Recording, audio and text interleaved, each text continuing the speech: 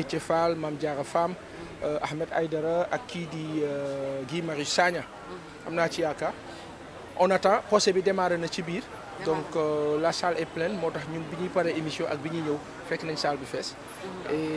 mais on a les informations avocats yi actuellement ñu ngi taxawal ak ñoom donc ñu ngi xaar quoi. en tant que doomu Guédiawaye mobilisation bi gisoo ni dafa des tey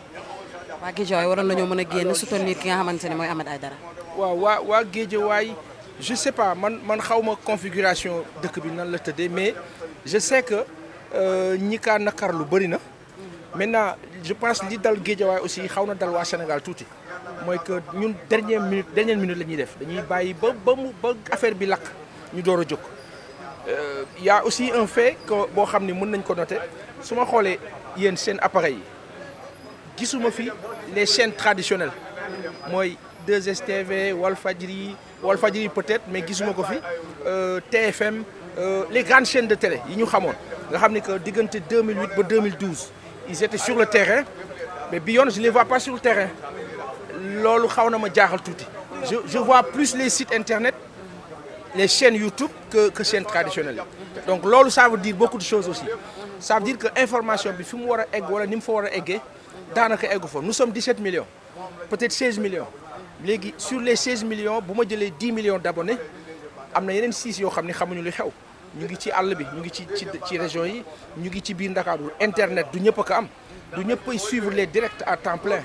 donc télévision tey moo mënoon tàkk nit ñi am benn yëg-yëg bi parce que quand bu ñuy wax ne nit ñi jóguñu wala nit ñi génnuñu wala nit ñi mobilisé wuñu mais parce que nit ñi jotuñu info bi ni ñu ko war a jotee c'est-à-dire que jot ni ñu ko war a jotee mooy tax ñu xam lan moo xew te loolu bu ñu xoolee li xew jamono bi mais benn ñaar ñett ñoo ko fi def ñi si des ñëpp daanaka dañuy toog seetaan. lan nga yaakaar ni moo waral loolu la. mais li ko waral mooy benn nguur bu am doole bu xarañ ci loolu parce que bu ñu fàtte ni nguuru Sénégal bi fi nekk ñi ko wër ñi fa nekk à la limite di liggéey ci wàllu stratégie mooy ñi nga xam ne ay anciens journalistes lañu. Je pense à Alioune Fall qui était mon directeur au journal Le Matin je pense à Ablatif Coulibaly qui était notre prof je pense à El Hadji Amidou Kassé je pense à Abou Abel Thiam à beaucoup de bonnes personnes de bons gens yoo xam ni ñoom dañu xarañ ci bind yàlla may na leen loolu je pense à Madiambal Diagne nga xam ni que si jamono 2005 ou 6 amoon na fi jafe-jafe ak justice ñu jàpp ko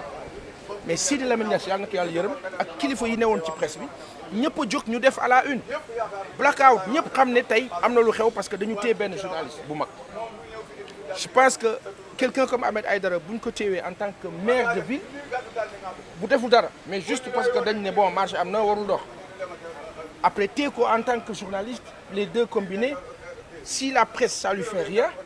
mais bu yóbboo Sénégalais yëpp tiit. bu fekkoon ne yaa ngi woon ci biir soo fekkee gis ngeen Ahmed Aïdara ci ban état ngeen ko fekk ban état nga sentir ne non yi ñu ko gis yëpp il est serein Ahmed moom du xam nga ku def dara mooy manqué sérénité maanaam nga def dara ñu ne def nga mais ku deful dara du am la question maintenant c'est plus ça dure plus c'est agaçant et aujourd'hui su ma xoolee dëkk bu mel ni Guédiawaye le premier magistrat de la ville de Guédiawaye s'appelle Ahmed Aïdara Mohamed Aïdara bon police bi nga xam ni wala tribunal bi nga xam ni ñoom ñoo ko jugé fi mu nekk nii le 16 Ahmed était là le 16 moom moo dalal le ministre de la justice pour ñu inaugurer salle bi nga xam ne fa lañ ko dugal tey di ko jugé donc entre le 16 le 17 ñu jàpp que on est le 27 aujourd'hui peut-être yàlla lañ naan moom mooy tracer nit destin ironie du sort mais bu fekkee ni dalal nga ministre de la justice le 16 le 17 ñu jàpp la le 27 juin ñu ne dañ lay jugé pour on ne sait quoi il y a problème gars yi c'est-à-dire que li noo waxtaane fii problème bu ngande la mooy yéen journalistes yi ak ñun ñëpp la question mooy waa léegi ñun li ñu taxaw fii lan moo ko waral ñu ne non dafa am ku ñu téye ku tudd Ahmed Aïdara am ku ñu téye fële Mame Diarra Fam Déthié Fall keneen ki Guy Marius lan lañ def kenn si ñun mënu wax lu ñu def personne mais dans un pays comme ça bu ñu continuer qu'est-ce qui va se passer dañuy xëy kenn dootul dox kenn dootul wax dictature ça commence comme ça te bu sampoo ça est pour dindi que di nga wax lu set. si toutefois on ne libère pas.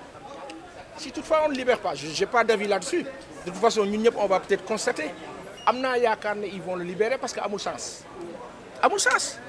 makeul sense c'est-à-dire que aujourd'hui fii xool leen ces agents de la police dañuy xëy di taxaw fajar ba kenn xamul ban waxtu ci lan ci loo xam ni ñoom seen bopp xam nañu amul chance mais ils font leur travail mais réew mën na doxee noonu notre président il est au sommet du G7 mu ngi fay dem di waxtaan ak ñoom mais li ñuy dund nii yëpp mu dal ñu mais G7 ñooñu ko teg mais bu fa demee lan lay wax ak ñoom aujourd'hui on a l'impression que sunu kilifa yi ñoom dañuy d'accord ak li gars yi bëgg les tubaab mais lan moo tax ñuy war a d'accord ak li gars yi bëgg pendant que ay sénégalais ay africains ñu leen dee faat fële ca Maroc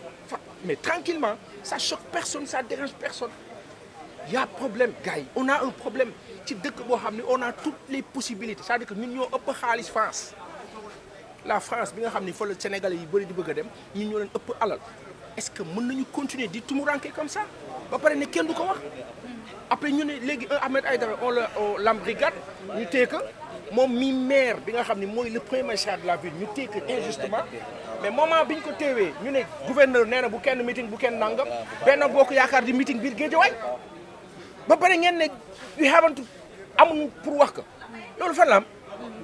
faut être sérieux. Bassène dossier yi muy jël yóbbu ko flagrant délit est-ce que jaroon na ko. j'ai pas compris. dossier yi muy jël yóbbu ko flagrant délit est-ce que jaroon na ko. bon quand on parle de flagrance mooy ka nga xam ni def na waaw léegi ñu ne la lan la waa ji def nga ne non dafa romb ñu ne ko dugal oto mënul dugg oto day dox ci gars. li ñu fi gën a seetloo si kàddu yi moom mooy ñu bëri dañuy woo kilifa diine yi ngir ñu wax ci li nga xam ne moom mooy situation bu réew mi boobu ba tey ñu ngi dégg nit ñi di ko wax yow ban jàngat la si am. non kilifa diine yi man awma ci avis bu dul jox leen cër falaa mën a yem bu weesoo loolu wax ak dégg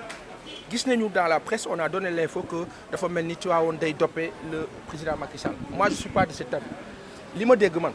mooy kilifa bi wax na ko ne ko da ngay jàng muñ yàlla ñii muñ la àndal boo jiitee jaboot su fekkee bu nu waxee nga tontu bu yàggee matatoo njiit man loolu laa dégg kilifa bi wax ko te loolu laa retenir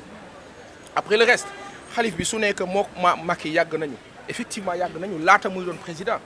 ka am sa nit nag war a mën a wane ne man sama nit la mais bu weesoo loolu l'intérêt général c'est quoi mooy fi dëkk bi toll nag kilifa bi mënul lu dul wees wax ko ne ko waroo yem ak ñëpp ci wàllu tolluwaay bu dee tontonte ngay def benn wax ak dégg am na lu kilifa bi di wax ci kaw am na lu moo wax ci suuf mais une chose est certaine mooy Sénégal mu ngi dund ay mutation ak évolution plus ñuy avancer nit ñi am gis-gis ci A wala ci B wax ak dégg plus ñuy avancer sénégalais yi léegi dëgg la ñoo dundee ka nekk ak ñoom si dëgg ak ka mënti doon boo nekkee ak ñoom si dëgg ñu ànd ak yow baa si nekkul